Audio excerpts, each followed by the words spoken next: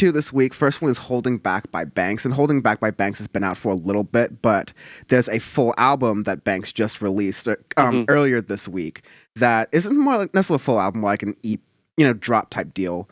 No, it's a full album. My bad, I'm getting albums mixed up. But it's Serpentina.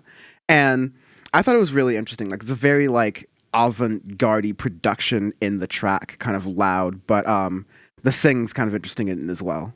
What do you think?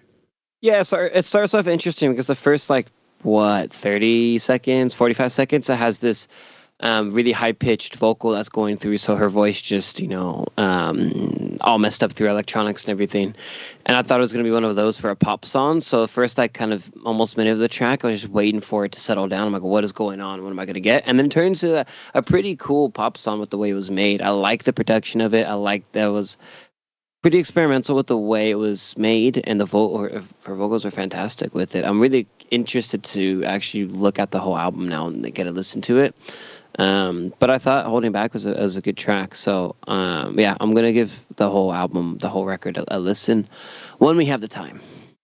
Yeah, with the time that we have, and that's very little of it. But exactly. Next one we have Goodbye Mr. Blue by Father John Misty. Father John Misty was really considered to be like a really big staple of indie in the 2010s decade, yes. Especially.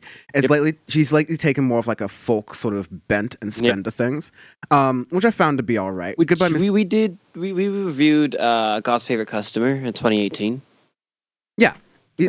We thought it was okay. And Goodbye Mr. Blue is like an all right song. It's the lead single off of his album that he is releasing very soon, name of which forthcoming. It was released on Friday, so it's one of those we'll have to review later. It's Chloe in the Next 20th Century. Just the most fucking hipster name of an album you ever have. Yeah. Goodbye Mr. Blue being one of the lead singles off of that. And I thought it was okay. Like it keeps like a nice sort of predictable, simple pace. It's a good construction of it. 5 minutes long. It's pretty long, but Father John Misty, very predictable fare. It's very hard for us to judge a full album off of a single, but I want to just talk about that since the whole album is out this week. And it's an okay track. It's hard because I very much like Father John Misty's early work when he left Fleet Foxes. Fun fact, he was Fleet Foxes drummer, for those of you who don't know, for their first two records. When he released Fear Fun and I Love You Honey Bear. Both those albums I really liked a lot, and Pure Comedy was okay. I think we actually reviewed that too, I believe, in 2017, and then I know we did God's Favorite Customer, which I thought was all right. It'll be interesting to see when I finally get to sit down and listen to Chloe the Next 20th Century. But going on the single Goodbye Mr. Blue, it's a decent Americana track from Father John Misty. It's kind of interesting to see, there's a lot of play on words, a lot of motifs of. I know he has a kind of a character that he makes with Father John Misty, like someone who's pretentious and everything. But with that track, it's interesting because it's kind of ramping it up. So I got to listen to the whole record now and kind of judge it on that and see if that's the concept of it. And if it is, then that's fine with me. But if it's not just of that track, then I don't really like it much. But overall, it's okay. Yeah, I'm pretty much with you there. I'm kind of mixed on it, but I'll definitely want to listen to it more. We definitely want to do a music recommendations episode to catch up on a lot of the music we're missing and needing to do. So much this year, man. God damn. Yeah, I mean, unbelievable. Everyone is just releasing these things as it's crazy. happening. But, we love it. That's what we're here for. And one of the reasons we wanted to be able to review more albums and have the way to do that is because of Syndicate 23 membership. So thank you to our members. That is slowly growing right there. And part of Syndicate 23 membership, you get the whole archive of Audioface episodes.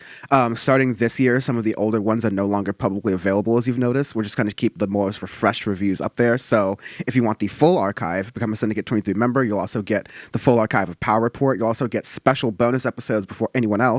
This week, in fact, a little bit later for us personally, but very soon, the LCD Sound System bonus episode is going to be coming up. We haven't done a bonus episode in a minute. I've really enjoyed getting to prepare for this one. And Syndicate 23 members will get it first. Everyone else will get it later this month.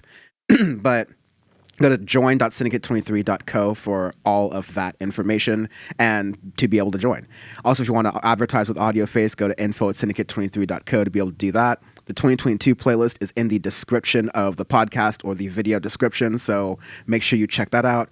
And thank you, Peter, very much at Dead Music Productions. If you are a musician who needs your music mastered, go to Dead Music 666 on Insta. They will hook you up, as well as making this podcast sound really great, along with Sean's new mic. But let's get into by the way, Sean's new mic paid for by members. So thank you very much for your help on that.